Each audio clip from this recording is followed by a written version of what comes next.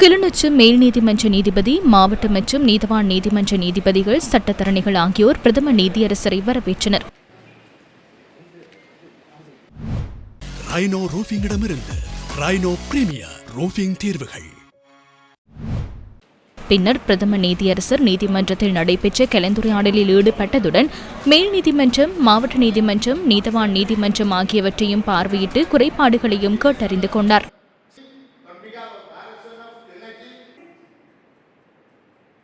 இதன்போது நீதிபதிகள், சட்டத்தரணிகள், நீதிமன்ற பதவி நிலை உத்தியோகத்தர்கள் உள்ளிட்ட பலரும் பிரசன்னமாகியிருந்தனர்.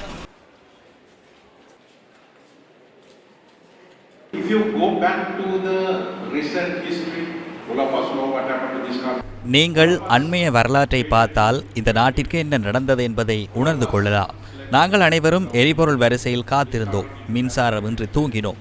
நாட்டில் மருந்து, எரிபொருள், எரிவாயு போன்றவற்றை கொண்டு வருவதற்கு அந்நிய செலாவணி இல்லை. அந்நிய செலாவணி இல்லை என்றால் என்ன? அந்த அளவிற்கு அந்நிய செலாவணிக்கு என்ன நடந்தது?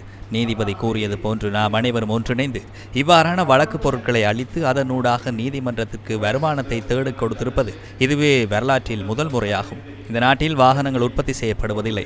நீங்கள் வெளிநாடுகளுக்கு அந்நிய செலாவணியை செலுத்தித்தான் வெவ்வேறு இடங்களிலிருந்து மோட்டார் சைக்கிள்கள் மற்றும் பிற வாகனங்களை இறக்குமதி செய்ய வேண்டியுள்ளது. துரதிர்ஷ்டவசமாக அவற்றில் சில சிக்கிக் கொள்கின்றன. போலீசார் அவற்றை பல்வேறு காரணங்களுக்காக தமக்கு கீழ் வைத்துக் கொள்கின்றார்கள்.